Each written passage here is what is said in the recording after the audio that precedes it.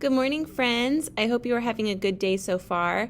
We are going to continue reading memory stories. So we have read a lot of memory stories, some by Tommy DePaula last week, and then a bunch by different authors this week. So today we're going to read a story called Aunt Flossie's Hats and Crab Cakes Later. And this story is about a young girl and her sister who visit their Aunt Flossie every Sunday. And their sisters have fun playing with Aunt Flossie's hats.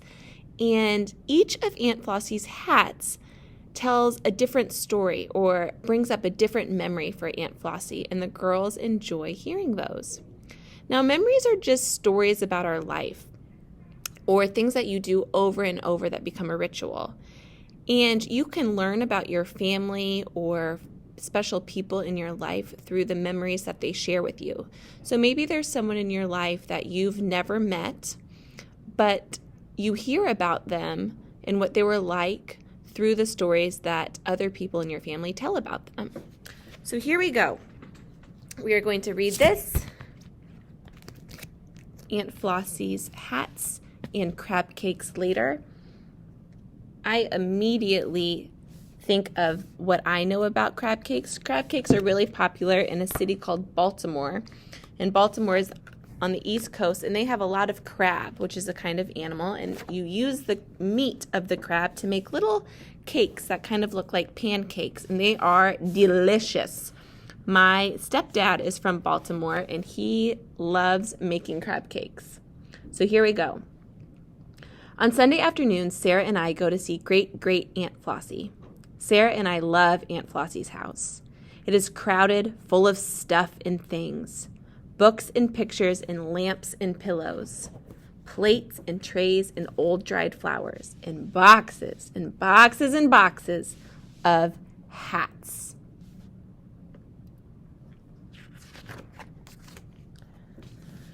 On Sunday afternoons, when Sarah and I go to see Aunt Flossie, she says, "Come in, Susan. Come in, Sarah. Have some tea. Have some cookies. Later, we can get some crab cakes."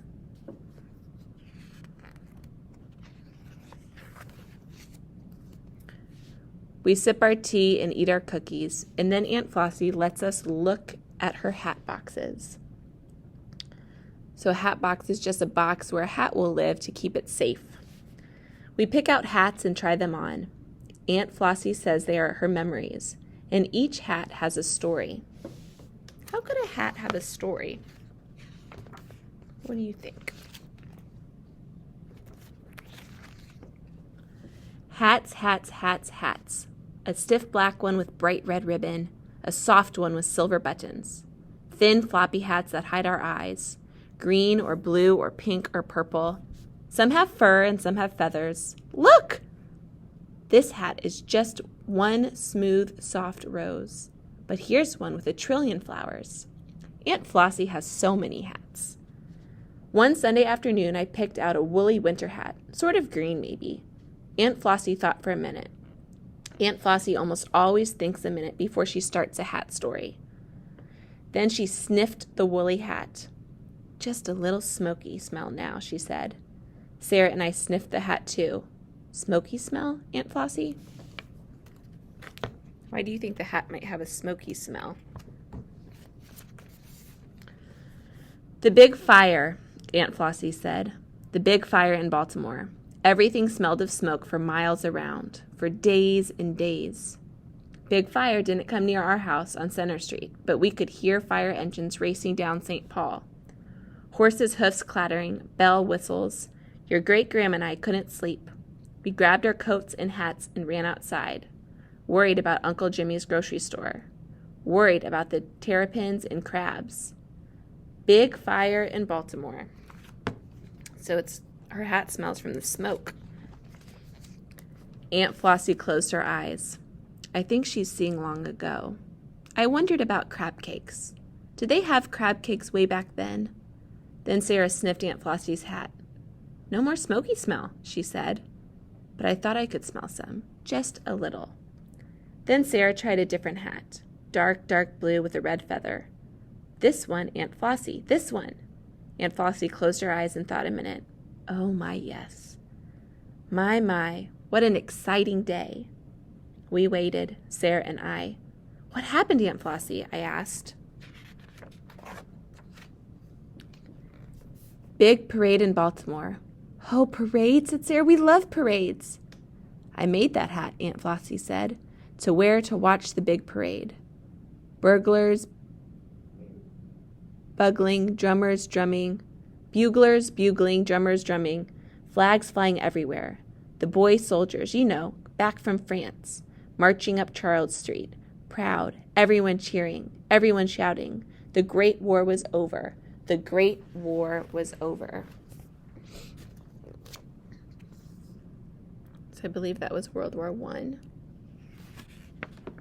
So that was in the 1918, I think. Let's have a parade, I said. Sarah put on a dark blue hat. I found a red one with a furry pom-pom. We marched around Aunt Flossie's house.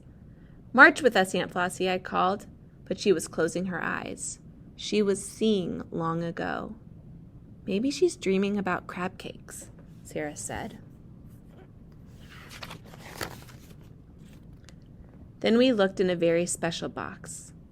Look, Aunt Flossie, here's your special hat. I wonder what makes this hat special. Any predictions? Aunt Flossie has so many hats. Why is this one extra special? It was a big straw hat with the pink and yellow flowers and a green velvet ribbon. Aunt Flossie's favorite, best Sunday hat. It's our favorite story because we are in the story and we can help Aunt Flossie tell it.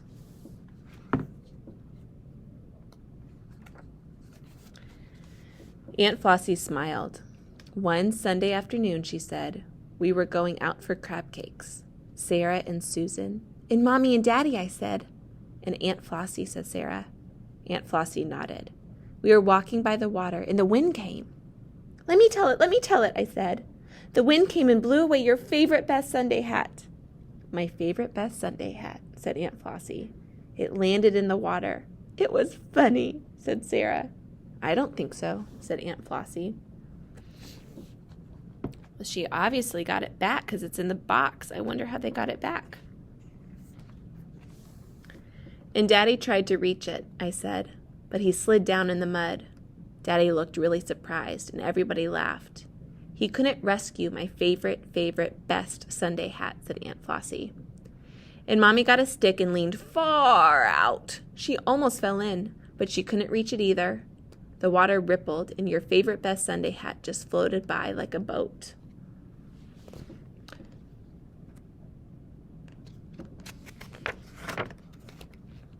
Now comes the best part, and I'll tell it, said Sarah.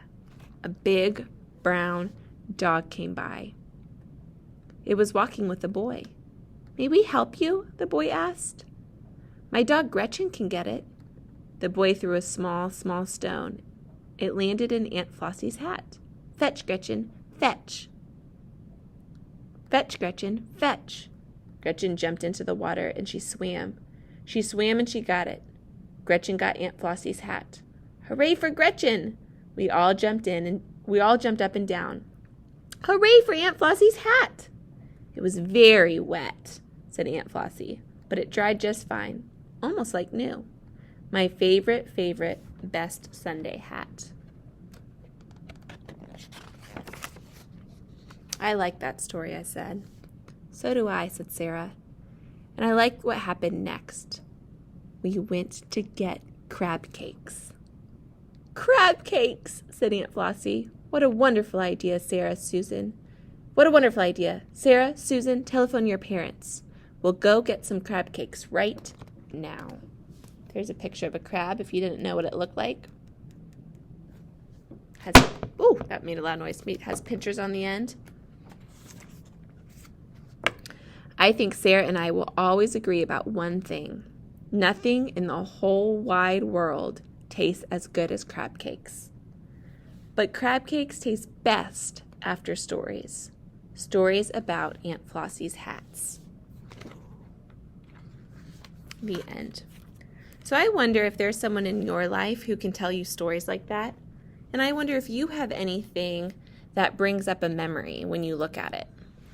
And that's what I want you to write about in your journal today. What is something in your life that is like the hats? Maybe it's not a hat. Maybe it is a collection of cars, or maybe it is just a special thing that you have from somewhere, that when you see that thing, you think of that time.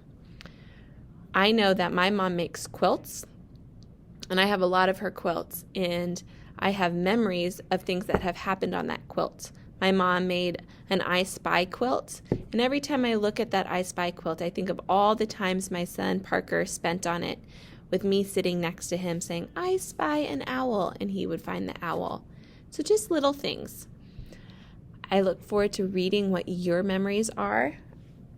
If you have anyone like Aunt Flossie. All right, have a good day.